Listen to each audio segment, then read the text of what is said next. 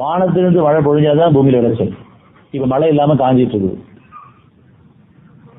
காரணம் என்ன? 13:41. பூமியை அதன் இயற்கை வளங்களில் இருந்து நாம் குறைத்து வருகிறோம் என்பதை அவர்கள் பார்க்கவில்லையா? நம்ம எல்லாரும் பார்த்துதான் இருக்கோம். நமக்குள்ளேயும் தண்ணி சுருக்கம் ஏற்பட்டிருக்குது, காஞ்சிட்டு இருக்குது. வெளிநாடுகள்லையும் பல நாடுகள்லையும் தண்ணி இல்லாம ஆயிட்டு இருக்கு. மேலும் அல்லாவே தீர்ப்பளிக்குவான். சாதாரண சொல்லுவாங்க, நீ ரொம்ப பாவம் பண்ணாத, தவிர்த்து தண்ணி அடிக்கான்னு சொல்லுவாங்க. மனசாட்சி சொல்லுவாங்க, தவிர்த்து தண்ணி வைக்கன்னு சொல்லுவாங்க.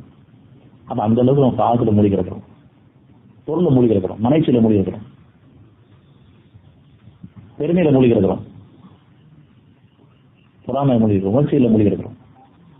உணர்வு பெறணும், தாழ்ந்து மீளணும், உணர்ச்சியில மீளணும், உணர்வுல வாழணும், வாழ விருப்பணும்.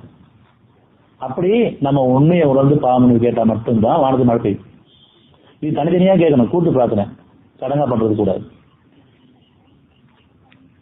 நம்மளை பொறுத்த வரைக்கும் எம்மதமும் சம்மதம் கிடையாது, எந்த மதமும் நமக்கு கிடையாது. எல்லாம் ஒன்னா சேர்ந்து கூட்டு பிரார்த்தனை பண்ணலாம். நம்ம மதமே நமக்கு கிடையாது.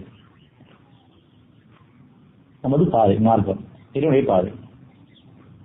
ஆனா மதங்களை கடந்து மனிதர்களா வாழும் பொழுது, நல்ல குணங்களை வாழ விரும்பும் பொழுது, கடைசி மட்டும் மீளும் பொழுது, பாவத்துக்கு எண்ணிக்கை மீளும் பொழுது, அவனுடைய சரணையும் பொழுது உங்களுக்கு வானத்திலிருந்து விழா மழை அனுப்புவான். இதனுடைய வார்த்தை.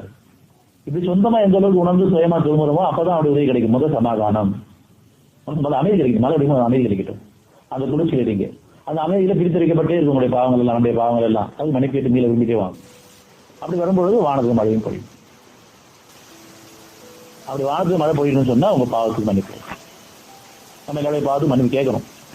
சும்மா பாவம் மன்னிப்பு கேட்கறது இல்லை, உணர்ந்து கேட்கணும். என்ன பாவம் பண்ணிட்டு இருக்கோம், அதுக்காக இந்த வகுப்பு. எப்படி பாவம் பண்ணிட்டு இருக்கோம். 71:10-11 பாட்டு.